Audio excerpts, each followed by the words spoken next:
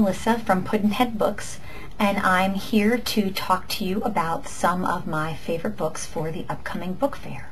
Felicity Flew Visits the Zoo is about a little girl who has a very bad cold, makes a visit to her local zoo, and because she does not know how to use a tissue properly, ends up passing on her cold to the poor, unaware animals.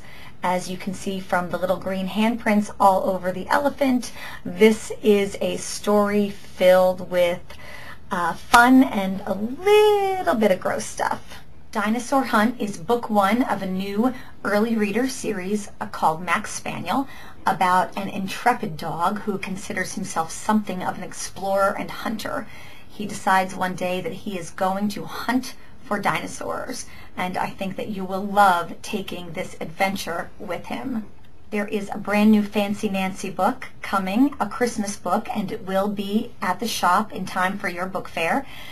Fancy Nancy celebrates Christmas in the fanciest way possible. If you love Nancy, you will definitely want to take a look at this one.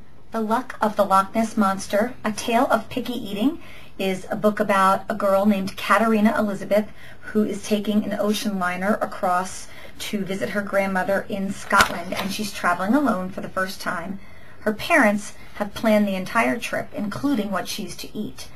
Every morning for breakfast she is served oatmeal, and it is her least favorite food in the whole world.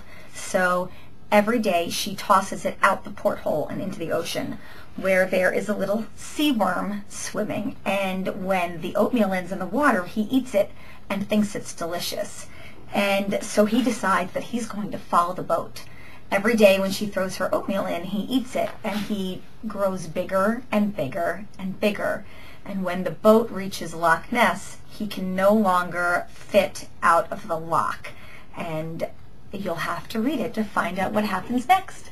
If I Built a Car is a fantastic story about a boy who is out in the car with his dad, and his dad is very happy about the car that they have, and his son goes on an imaginative flight of fancy to describe to his dad what kind of car he would build if he could build any kind of car he wanted to.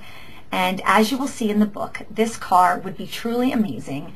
It would have a snack bar and a pool and a robot driver, and it would fly into the air and go underwater and do a bunch of other things that I'm sure you can all imagine as well. It has the best pictures in a picture book that I've almost ever seen, and is one of my favorite books to read out loud. Library Lion is one of my favorite picture books from the last several years. It's about the day that a lion shows up at the library, and he puts his paws up on the circulation desk and he roars. And Mr. McBee, who is the assistant librarian, is horrified by the presence of the lion in the library.